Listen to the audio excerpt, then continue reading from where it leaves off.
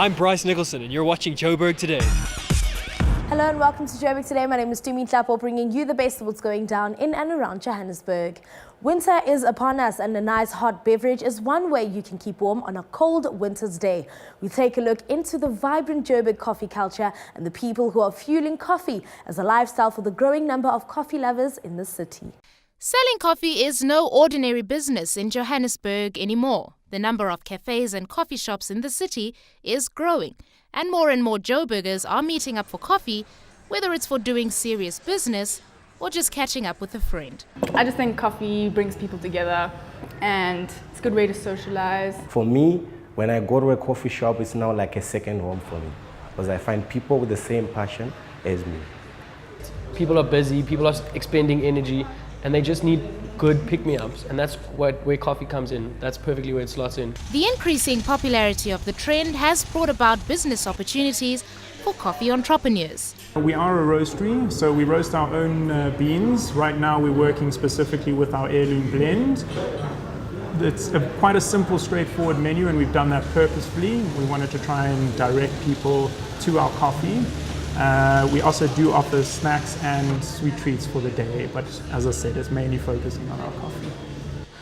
But with more competition in town, shop owners are constantly thinking of creative and innovative ways to offer their pick-me-up. But in Braamfontein, we wanted to do something a little bit different, cater to the market on the streets, a lot of students, a lot of people working in the area, a lot of people on the go, a lot of people on the move. So the Hatch on the Street was designed to create an interesting experience, an interesting space where you can literally keep walking on the pavement, walk up, grab a coffee, maybe a muffin or a croissant, and get that quickly and easily and get on your way. For the past 3 years, I've been making coffee, working with people.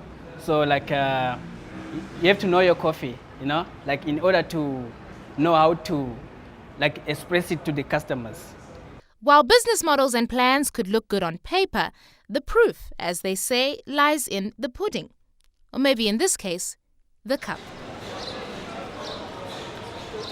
Hi, I'm Tansy Katsia, former Miss South Africa 2007, and you're watching Joburg Today.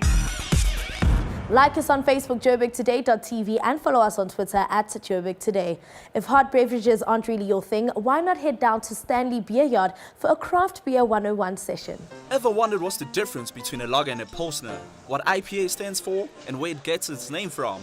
Well, Stanley Beer Yard hosted a Craft Beer 101 session, educating and introducing 6 different styles of craft beer, led by 2 certified beer judges. So how this all started was Wayne, the beer brewer for Brixton, for Brixton Bitter. Him and I, because we sit here often and just drink and talk, and we started speaking about, South Africans are great at drinking, but all we know is like a pilsner or a lager. And we thought, a lot of people don't actually know about the different styles of beers. Also South Africans are great, when it comes to wine. They know quite a bit about wine, but they don't actually know much about beer. And with Wayne and Rob being master brewers, master beer guys, they've done all the courses and everything. We thought this would be a great opportunity to also educate the public. So not only consume a lot of beer, but know also what you're consuming. And, and if you look around here, with Stanley Beer Yard, within 44 Stanley, there's no other place like this in Joburg. And you know what, you're not even going to find many places like this in Cape Town. Beer basically has been brewed for between 5,000 and 10,000 years. It originated in ancient Mesopotamia, which is now kind of the Iraq, Iran type part of the world. And it's basically, a lot of people argue that it's the reason for civilization existing. The first cultivated grains, the reason people stopped being hunter-gatherers and actually started planting grains and settling down was to produce a grain to make beer with. So we've been doing it in some form or other for between 5,000 and 10,000 years. And the thing that always sticks with me, and for me, what I feel is the most appropriate definition for craft beer is being able to associate the beer with the person who brewed it. And I think that's true of all my favorite beers. I can associate the beer that I'm drinking with the person who brewed it, and I think that's true of craft products in general. And I think that's also what separates it from a mass-produced product, where you can look at a mass-produced lager, for instance, and you can't you can't say who the brewer was. Yet, when you look at a lot of particularly South African breweries, you can actually associate the brewer with the beer that you're drinking.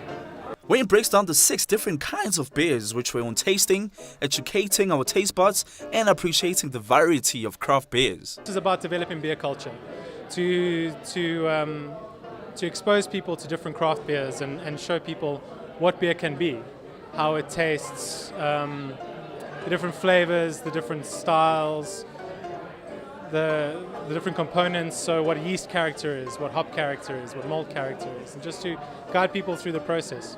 So we started with a lager. It's a good reference point. Everyone knows a lager. We then moved on to a Weiss beer, which is it's a more yeast-forward beer. So it has the main defining characters are sort of it's made with more wheat, so it's got a little bit more richness in the body, and banana and clove characters. We then moved on to a pale ale, the Brixton Bitter, which it was a bit more balanced. It had a bit of hop character, a bit of fruity yeast character, and then some sort of toffee malt character.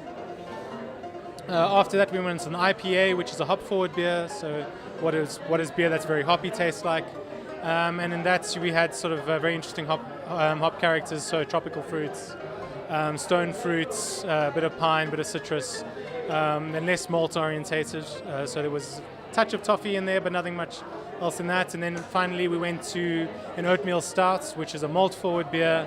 The oatmeal stout has sort of very roasty notes. So the particular one that we had sort of coffee and cream characters and a little bit of cocoa in there as well, but wasn't very bitter, wasn't very hoppy.